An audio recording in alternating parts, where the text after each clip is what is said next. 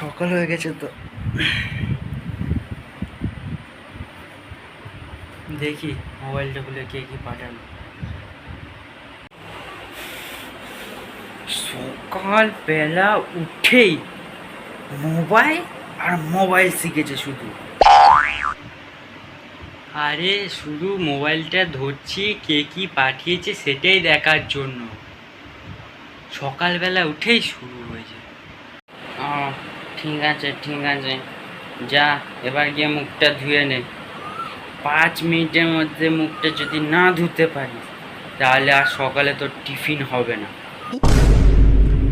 ঠিক আছে, যাচ্ছি যাচ্ছি। বুড়ো কর্তার মরণকাল যে শুদ্ধ সবাই বলে উঠলো, তুমি গেলে আমাদের কি দশা হবে।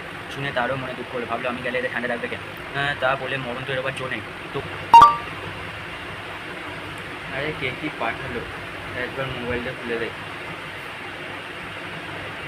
না, মোবাইলটা ধরার আগে একবার গিয়ে দেখে আসি মা আছে কি না। গিয়ে একবার দেখে আসি, এখানে থাকতি।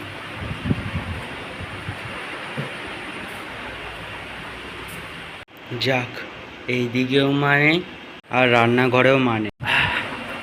যাক, ওই ঘরেও দেখলাম, বারান্দায়ও দেখলাম, মাকে খুঁজে পাই। এবার মোবাইলটা ধরি। তুই আবার মোবাইলটা ধরেছিস?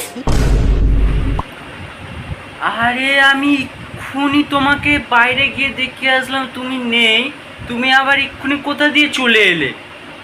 এটা বড় কথা নয়, বড় কথা হচ্ছে তুই মোবাইলটা ধরছিস কেন পড়ার সময়। আরে এই তো এখন মোবাইলটা ধরলাম, এতক্ষণ তো পড়ছিলাম, দেখছি কে কি মেসেজ পাঠিয়েছে। পড়তে বসার সময় কোনো মোবাইল ধরবি না। ঠিক আছে ঠিক আছে, পড়ার সময় আর মোবাইল ধরবো না। যাক, পড়া হয়ে গেছে, এবার যত ইচ্ছা মোবাইল ঘাঁটি।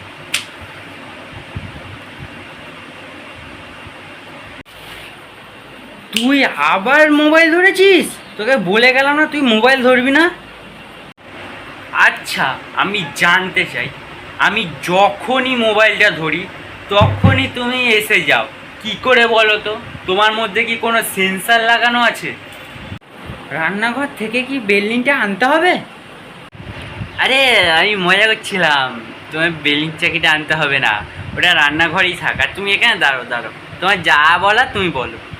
আগে বল, তুই কতক্ষণ বই নিয়ে পড়েছিস? আরে 3 ঘন্টা ধরে তো পড়েই যাচ্ছি, আর কতক্ষণ পড়বো? 3 ঘন্টা? তুই তো 3 মিনিট আগে বই নিয়ে বসেছিস দেখলাম। 3 মিনিট?